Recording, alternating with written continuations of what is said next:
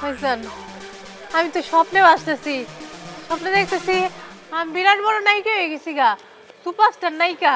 মানুষ আইতাছে আমার সিগনেচার লয়ে যাইতেছে, কিন্তু আল্লাহ কি আমার সেই স্বপ্নটা পূরণ করবো?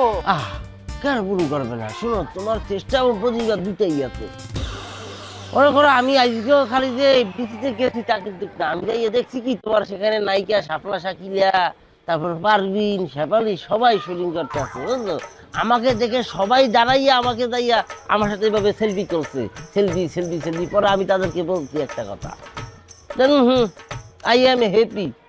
তোমাদের জন্য আমি একটি সময় করেছি, তোমাদের কাছে এই জায়গায় নিয়ে এসেছি, তোমাদের অতীত শেখর বলো নাই, এতে তোমাদেরকে আমি থ্যাংক ইউ ভেরি মাচ। আমি কিন্তু আপনার কথা মনে রাখবাম। ওরে বাবা, মনে রাখবাম। আই আচ্ছা আচ্ছা, কি রে পূর্ণিমা, দুনিয়াতে এত এত ভালো মানুষ থাকতে তুই এই শয়তানটারে কেন মনে রাখবি? এই এই এই হালাল বালা, তুই কি বলছিস? তুই কাকে কি বলছিস? মানুষ কেন সে কি বলেছে? কি পূর্ণিমা, আমি কে? একটি সম্মানী ব্যক্তি, সম্মান দিয়ে কথা বলবা, কিন্তু তোমাকে আমি আগেই একবার সাবধান করেছি। ওরে শয়তান, আবার সম্মান চায়।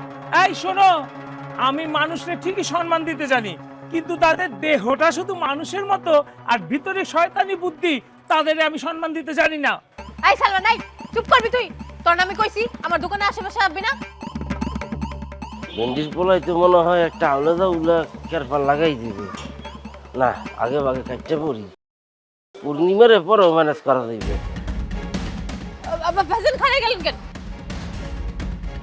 শোনো, একটি কথা বলি তোমাকে ভাইয়া, লোকে যাহাকে শয়তান বলে, শয়তান সে নয়, নিজের ভেতরে শয়তান থাকে সেটা জানতে হয়, বুঝতে পারছো?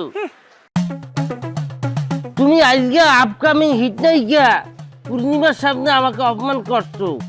আমি চাইলে তোমাকে জন্মের বছর আমি তোমাকে চাইতে পারতাম, খালি আজকে নাইকে পূর্ণিমার লাগে তুমি বাইচে গেছো। যাই হোক, পূর্ণিমা আজকে আমি আসি। ওকে ভাইজান চলে যাইতেছেন?